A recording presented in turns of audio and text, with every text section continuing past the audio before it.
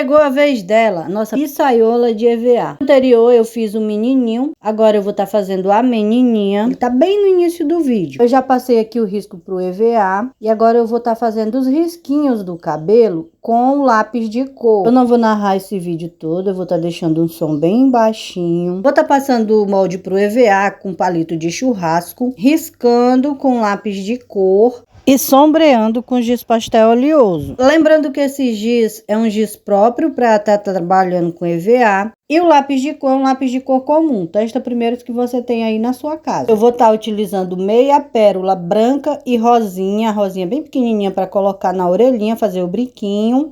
É opcional. E a meia pérola branca eu vou estar utilizando como botão na roupinha dela. Tintas que eu vou estar utilizando é a tinta PVA branca e a preta. A branca para fazer o pingo de luz.